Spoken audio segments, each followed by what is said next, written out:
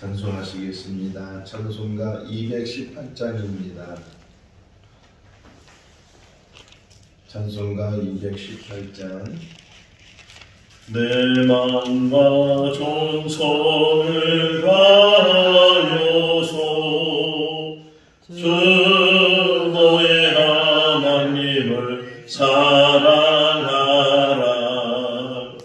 내 몸을 아끼고 사랑하는 형제와 이웃을 사랑하라.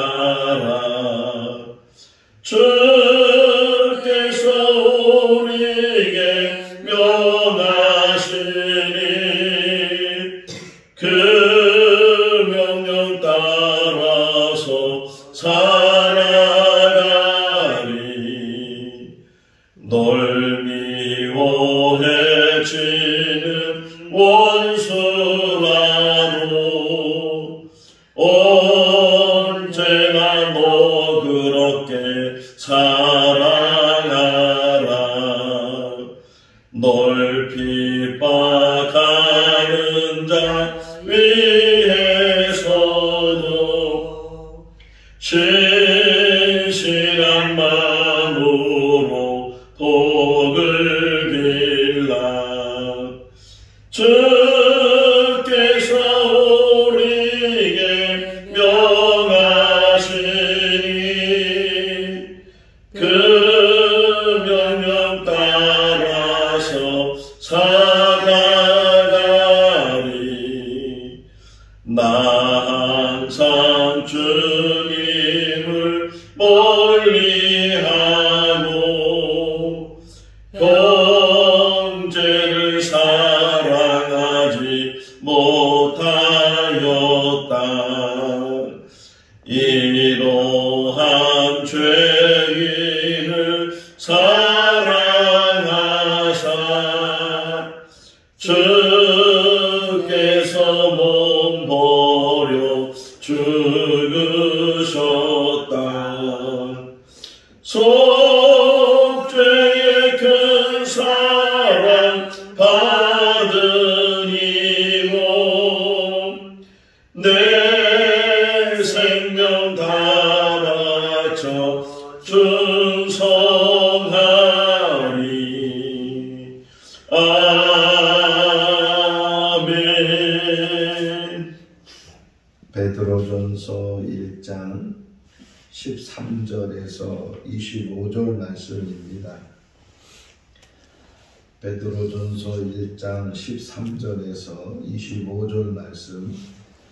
그러므로 너희 마음의 허리를 동이고 근신하여 예수 그리스도께서 나타나실 때에 너희에게 가져다 주실 은혜를 온전히 바랄지어다.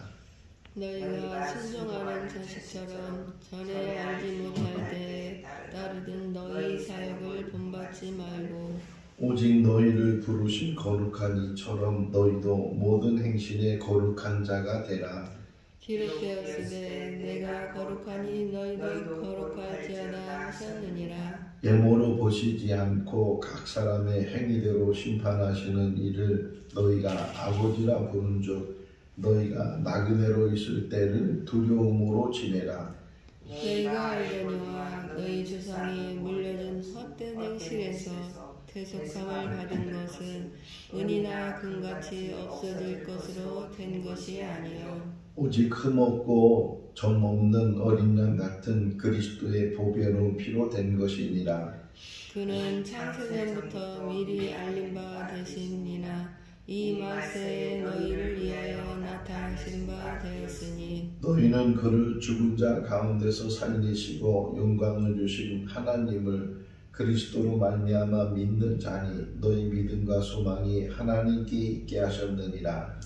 너희가 진리를 순종함으로 너희 영혼을 깨끗하게 하여 거짓이 없이 형제를 사랑하기에 이르렀으니 마음으로 뜨겁게 서로 사랑하라. 너희가 거듭난 것은 썩어질 시로 된 것이 아니요 썩지 아니할 시로 된 것이니 살아있고 항상 있는 하나님의 말씀으로 되었느니라. 그러므로 모든 육체는 풀과 같고 그 모든 풀의 꽃과 같으니 풀은 마르고 꽃은 떨어지되 같이요. 오직 주의 말씀은 세세토록 있도다 하였으니 너희에게 전한 복음이 곧 이 말씀이니라. 아멘. 할렐루야. 야곱의 70명의 가족이 기근 때문에 애굽으로 들어가게 되죠. 마침 애굽의 총리로 요셉이 있었기 때문에 그들은 좋은 곳에서 기근이 지나는 동안에, 아니 기근이 지난 후에도 그것에 정착해서 살다가 요셉은 죽고 또 애굽의 왕조가 바뀌면서 그렇게 잘 대접받았던 그 야곱의 후손들이 이제는 자신의 재산을 다 빼앗기고 거기서 노예처럼 일만 하는 노동력을 착취당하는 그런 삶을 살게 됐어요. 들어갈 때는 제 발로 걸어서 들어갔는데 나오려고 하니까 이 바로가 허락하지 않으면 한 발자국도 애굽에서 나갈 수 없는 그런 신세가 됐는데, 이게 100년이 지나고 200년이 지나고 그래서 400년 정도가 지나는 그때까지 애굽에서 나오지 못하다가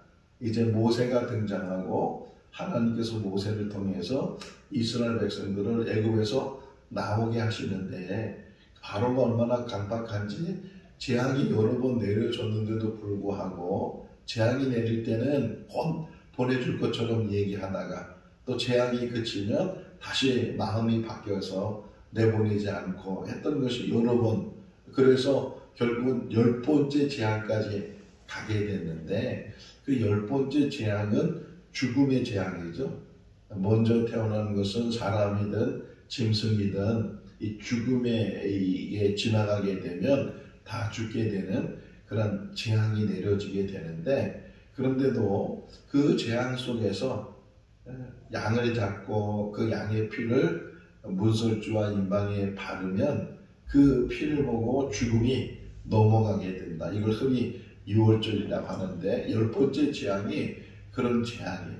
근데 그런 재앙이 이제 곧 임하게 될 때 하나님께서 모세를 통해서 이스라엘 백성들에게 말씀하시기를 그 이제 잡은 양, 그러니까 피는 문설주와 임방에 바르고 그 고기는 이제 불로 구워서, 삶아 먹지도 말고 불로 구워서, 그리고 그것과 더불어서 쓴 나물, 또 하나는 이제 발효되지 않은 빵, 그러니까 흔히 말하는 무교병, 누룩이 들어가지 않는 그 빵과 더불어서 그것을 먹으라는 거예요. 근데 고기하고 쓴 나물하고 또 이제 무교병, 누룩이 없는 빵, 딱딱한 빵, 그 빵을 먹을 때 먹는 방법이 있어요.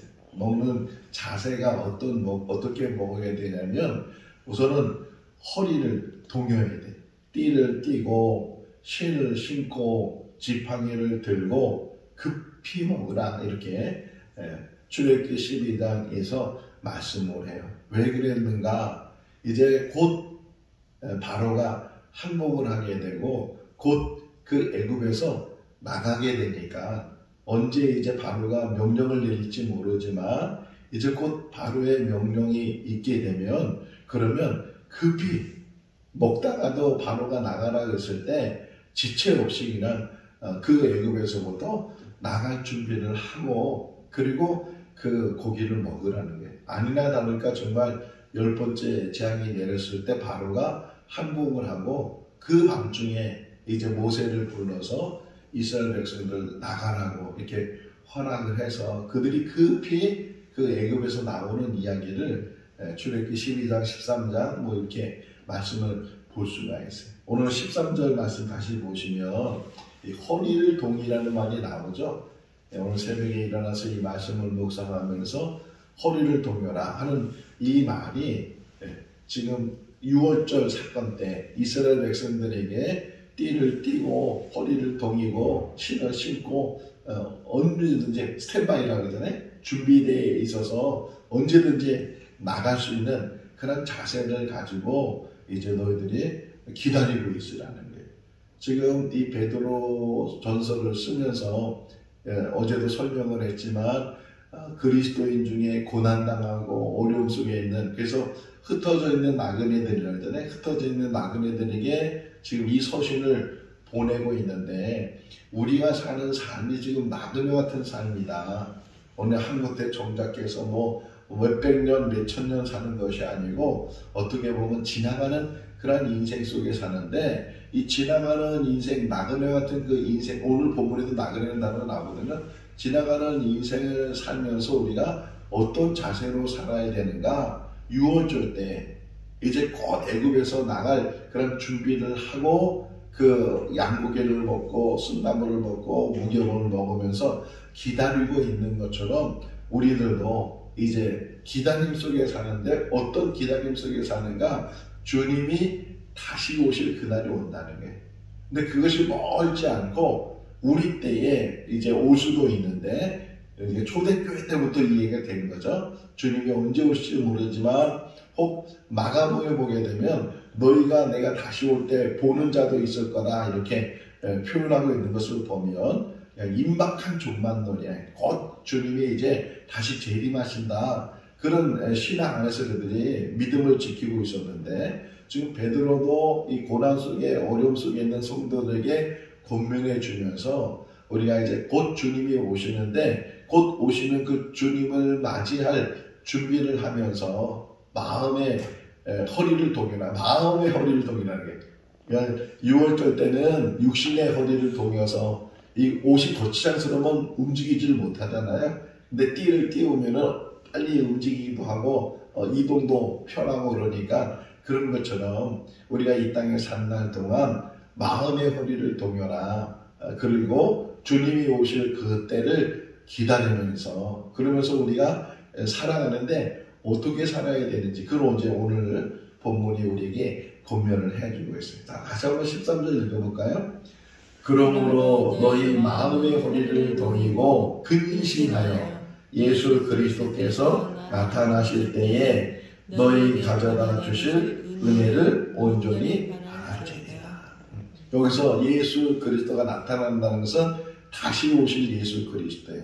2000년 전에 아기 예수로 오셔서 이 땅에서 그 모든 사역을 다 감당하시고 많은 사람들이 보는 앞에서 그분이 올라가셨는데, 올라가실 때도 천사들이 말하기를 왜 하늘만 쳐다보느냐, 올라가신 그 모습 그대로 다시 오실 것이다, 이렇게 이야기해 주고 있는 것처럼 다시 오실 예수 그리스도, 지금 이제 대림절 절기가 시작이 되는데, 예수 그리스도는 두 번이죠. 한 번 2000년 전에 오셨고, 그 오셨던 예수 그리스도가 다시 이제 오셔서, 다시 오실 때는 이 예수 그리스도를 구주로 영접한 모든 사람들, 뒷부분에 보면 거듭난 사람이 23절 말씀에 거듭난 사람에 대한 표현이 나오죠. 우리 모두는 다 예수 안에서 거듭난 사람이에요. 요한복음 3장에 니고데모 대모석에서 거듭나지 않으면 하나님 나라를 볼 수도 없고 거듭나지 않으면 하나님 나라 들어갈 수 없다, 이렇게 말씀하셨는데, 바로 우리는 예수 안에서 거듭난 사람들, 어제 말씀 속에서 정말 하나님께서 우리를 미리 하시고 우리를 택해 주시고 하나님의 백성으로 삼아 주셨는데, 이 거듭난 우리들이 이 땅에 살아가면서 어떤 자세로 살아야 되느냐, 주님이 오실 것을 준비하면서 기다리면서. 마태복음 25장에 보면 열처녀 이야기가 나오잖아요. 다 열처녀가 신랑을 기다리는데 신랑이 더디 오는 거예요. 그런데 그 중에 그래도 신랑이 아직 오지 않았지만 혹이나 신랑이 오면 급히 신랑을 맞이하기 위해서 기름을 준비한 5명의 처녀가 있었고, 이제 언제 올지 모르니까 혹 안 올 수도 있겠다, 뭐 그런 생각이 없잖아 있었든지, 어쨌든 신랑이 오면은 불을 켜야 되는데 그 불을 켤 기름을 준비하지 않고 그냥 기다렸던 5명의 처녀가 있었다는 게.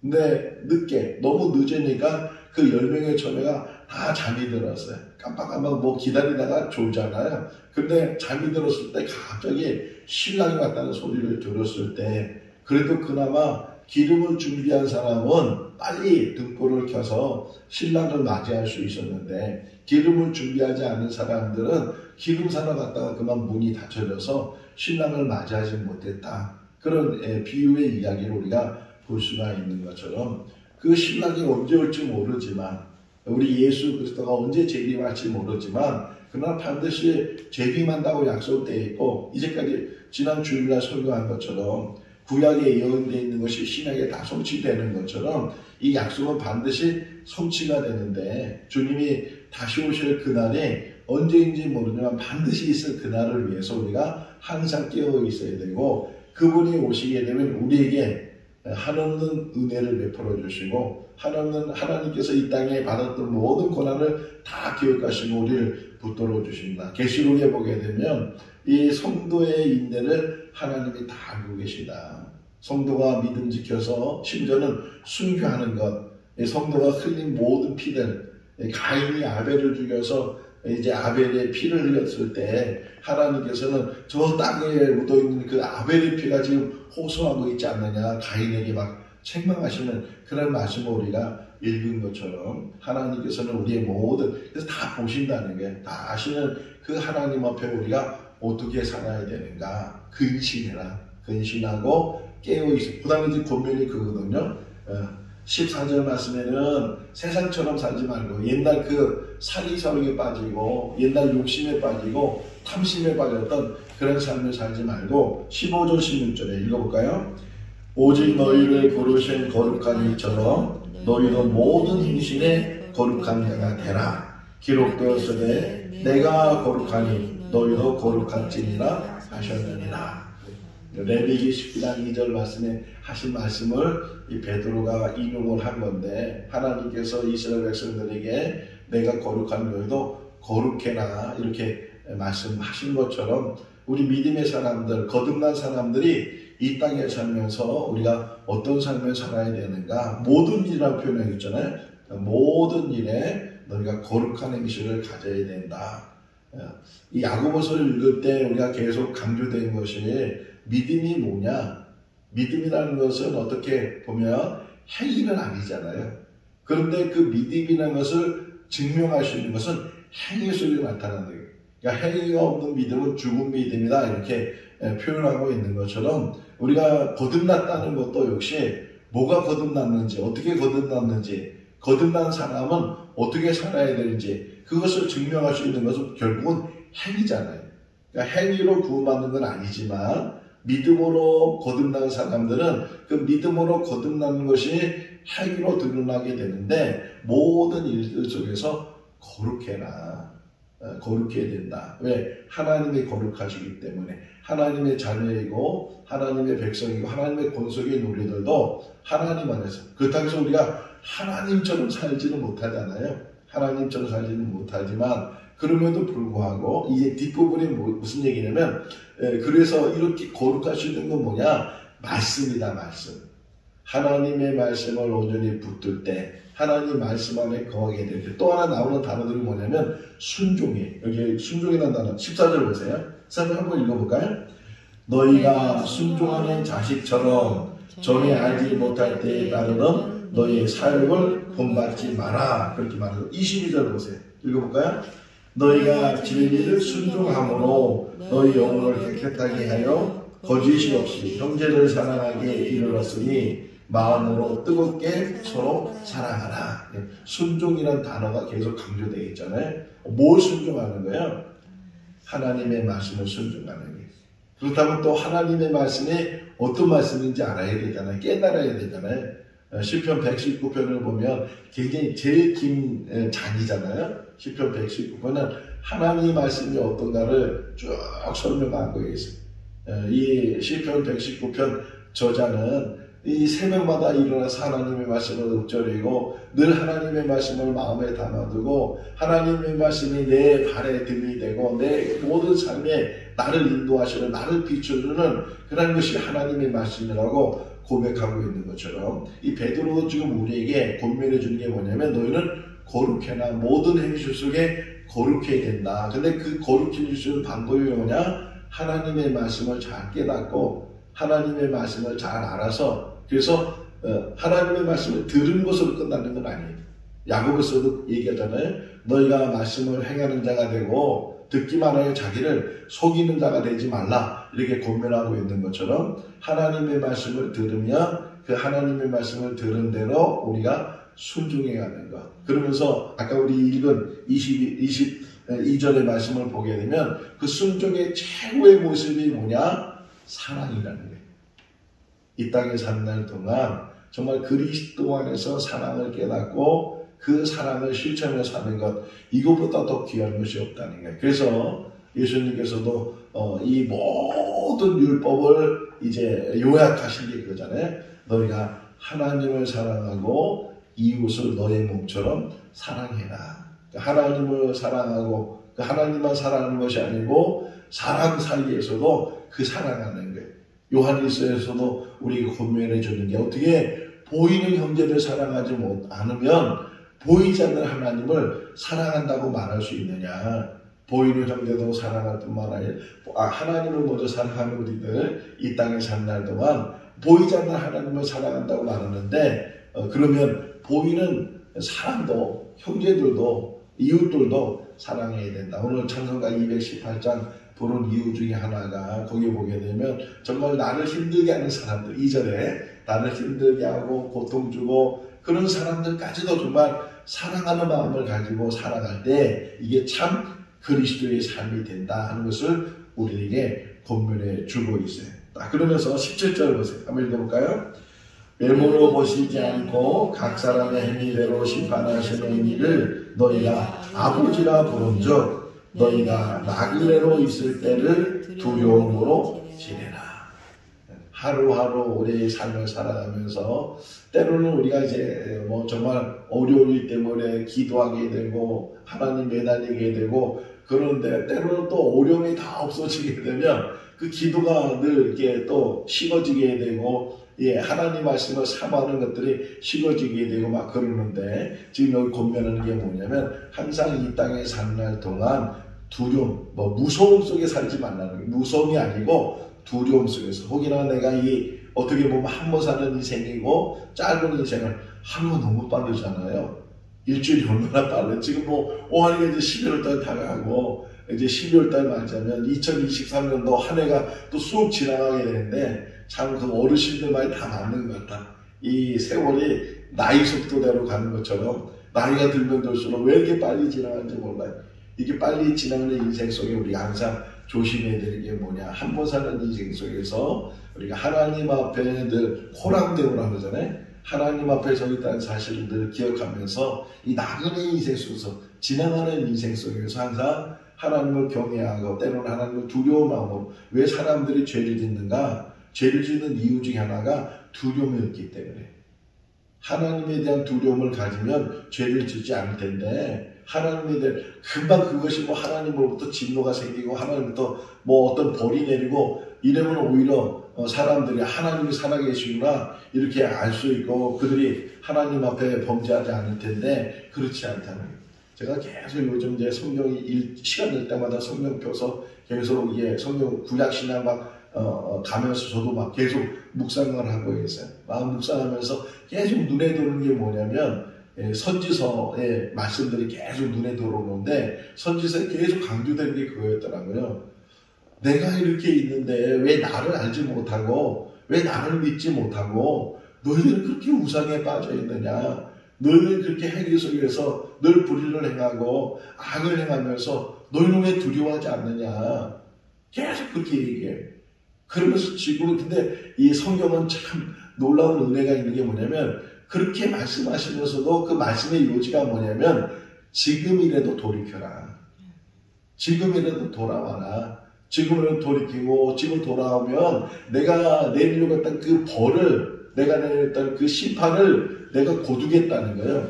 요나서를 보세요. 그 니느웨를 심판하려고 결심했던 하나님께서 그 니느웨 사람들이 돌이키게 되니까 하나님도 그 마음을 돌이켜서 그들을 심판하지 않은 것처럼 그런 이야기를 계속 구약에서 한두 번도 아니더라고요.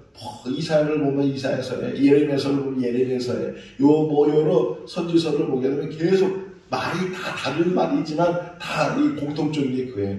지금이라도 돌아와라. 지금이라도 깨닫고 너의 잘못을 깨닫고 지금을 돌이키면 내가 다 용서하고 널 다시 회복시켜주고 그렇게 약속하시는 그 하나님이 얼마나 하나님께서 지금 갈급하시고 얼마나 하나님께서 원하시면 그 많은 선자를 통해서 계속적으로 말을 그런데도 불구하고 인간은 그것을 깨닫지 못한다는 거예요. 하나님의 그 사랑에 대해서 하나님이 얼마나 지금도 기다리시고 이제 베드로후서에 가면 그걸 더 많이 강조해요. 하나님이 길이 참으시고 지금도 한 사람으로도 멸망하지 않고 돌아와서 다 회복되기를 다 구원받기를 다 영생의 일로 가기를 지금도 원하시는 분은 하나님이시다. 그 하나님께서 이 기다리실 때 우리가 나그네가 지나가는 것처럼 그 나그네 인생 속에서 항상 하루하루의 삶을 두려움 속에서 때로는 소망 속에서 하나님을 바라보면서 우리가 철로역정이라는 책 있죠? 좀 번역이 있은 책인데 저도 몇 번 읽으려는데도 이게 잘 한번 다 읽지도 못하고 또 이렇게 중간중간 알게 되고 이제 그러는데 그 철로역정을 보면 기독교인이 천국까지 가는 그 길이 쉬운 길이 아니에요. 평탄한 길이 아니고 그냥 정말 이런 시험 저런 시험 뭐 이런 어려움 뭐 이런 장애 뭐 그런 것들이 계속 일어나고 계속 어려움을 주는데 그럼에도 불구하고 끝까지 돕는 자가 생기고 또 해결할 방법이 생기고 이래서 결국은 천국에 들어가게 되는데 우리 인생 속에서도 어떻게 보면 짧은 인생에서도 또 얼마나 많은 일들이 저희 어머니 저 어렸을 때 했던 말 지금도 기억해요. 동안아 내 인생을 쓰면 소설 몇 권을 썼다. 그 40대까지 살았던 그 어머니가 저한테 했던 말이 그래. 그 짧은 인생을 살면서도 여러 번의 소설을 쓸 정도로 그런 인생, 파란만장한 인생이 우리 인생일 수도 있는데 근데 우리 인생 한 번 사는 인생 속에서 오늘도 우리 김봉희 목사님하고 오면서 그냥 정말 믿음 생활 잘하다 마지막 하나님 부르심 맞는 것이 우리의 삶이 돼야 된다고 이렇게 이 얘기하면서 왔는데 정말 이 땅에 사는 날 동안 언제 우리가 이 땅에서 우리의 삶을 마칠지 모르지만 그럼에도 불구하고 하루를 살든 한 달을 살든 몇 년을 살든 뭐 오래 살든 뭐 장수하며 살든 이 삶 기간 동안에 이 땅에서 변함없는 믿음 안에서 하나님 바라보고 천국 바라보고 천국 백성으로 살다가 하나님께 영접받는 그런 삶이 우리 삶이 될 수 있기를 바랍니다. 하나님을 사랑하고 더 나아가서는 22절에서 고면하는 것처럼 형제를 사랑하고 이웃을 사랑하고 그리고 서로 사랑하는 예수님의 마지막 계명이 그거잖아요. 제자들의 발을 씻겨주시면서 내가 너희에게 본을 보였다. 너희도 서로 발을 씻겨주는 자가 되고 너희도 사랑하는 자라. 내가 새 계명을 주는 너희는 서로 사랑해라. 이렇게 권면하고 있는 것처럼 우리가 정말 이 땅에 사는 날 동안 늘 사랑이 회복되고 더 나아가서는 예수님 말씀처럼 원수까지도 사랑해라. 이렇게 말씀을 서로 좋은 사람끼리 사랑하는 것은 누구든지 할 수 있다는 거예요. 근데 정말 하나님의 사람들은 심지어는 자기를 핍박하고 자기를 힘들게 하는 원수까지도 사랑해라. 우리나라 만든 영화 중에서 제목이 사랑의 원자타라는 영화가 있어요. 보신 분도 계시는데 이 사랑의 원자타는 손양원 목사님의 일대기에 자기 두 아들을 죽인 사람을 자기 양아들만 이게 가능해요? 자기 두 아들을 죽였는데 그 사람을 자기의 양아들로 삼아서 죽은 아들 대신 정말 그 아들을 위해서 헌신적으로 사랑하시는 그 손양원 목사님. 나병 환자들 다 사람들은 떠나버리지만 막 6.25 사변이 났을 때도 여기 애하고 지금 피난가야 된다고 공산당이 여기까지 내려왔다고 그럼에도 불구하고 이들을 두고 내가 어디를 가겠느냐고 이랬던 분이 손양원 목사님. 사랑의 원자탄이라는 거예요. 사랑의 원자탄 손양원 목사님. 정말 우리가 거기까지 하지 못하더라도 이 땅에 사는 날 동안 늘 사랑이 우리 안에 가득 채워줄 수 있기를 바랍니다. 23절 말씀 한번 읽어볼까요? 너희가 거듭나는 것은 썩어질 씨로 된 것이 아니요 썩지 아니할 씨로 된 것이니 살아있고 항상 있는 하나님의 말씀으로 되었느니라. 살아있고 항상 있는 하나님의 말씀. 이 우리가 들고 다니는 이 성경 말씀이 이게 죽어있는 글씨가 아니고 죽어있는 내용이 아니라는 거예요.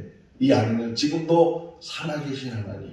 그래서 이 구약에서도 그렇고 예수님 시대도 그렇고 하나님을 표현할 때 이렇게 표현해요. 아브라함의 하나님, 이삭의 하나님, 야곱의 하나님. 왜 이렇게 표현할까요? 근데 하나님이라고 되는데 아브라함의 하나님, 이삭의 하나님, 야곱의 하나님, 그 하나님, 죽은 자의 하나님이 아니고 산자의 하나님 이렇게 표현하는데 야곱, 이삭 또는 뭐 아브라함 이 모든 사람들은 지나가잖아요.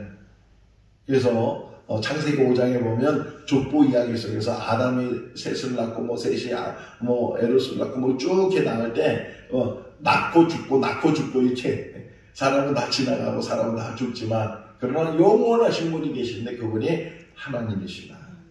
항상 살아있는 그 하나님의 말씀, 항상 살아계신 그 하나님이 주신 이 말씀이 우리에게 복이 되고 이 말씀이 힘이 되고 이 말씀을 붙들고 이 말씀 안에서 늘 그래서 그 다음에 나오는 게 뭐예요? 24절에 인생이라는 게 뭐냐, 육체라는 게 뭐냐, 풀과 같고 꽃과 같다. 아무리 꽃이 하루에도 아무리 꽃이 예뻐도 그 얼마 가겠어요?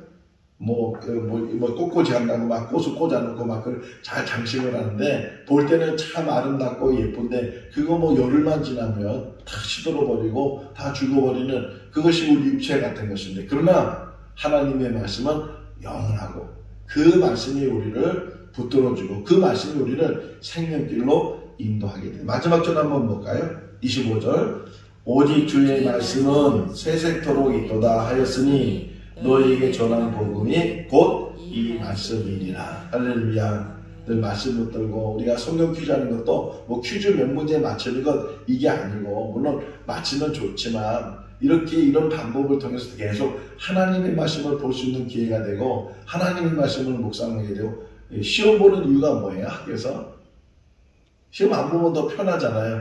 근데 시험 보는 이유는 이제까지 배운 것들을 다시 복습하게 되고 다시 그 시험을 통해서 더 제대로 깨닫게 되고 알게 되는 것처럼 우리가 하나님의 말씀을 읽으라 그러면 누가 읽겠어요? 내일 미루고 다 내년에 미루고 그러다 보면 하나님의 말씀을 보지 않잖아요. 그러니까 이런 방법을 통해서라도 정말 하나님의 말씀을 놓지 않고 이 말씀을 붙들고 이 말씀 안에서 너희가 성경을 상고하거니와 이 성경은 나를 이제 이야기하고 있다고 주님께서 말씀하신 것처럼 늘 말씀 안에서 하나님을 만나고 예수를 만나고 그 예수를 통해서 얻어지는 이 정말 진정한 복이 뭐냐, 생명길로 가는 거, 영생을 얻는 그런 길이 이 말씀 안에 있는 줄로 믿습니다.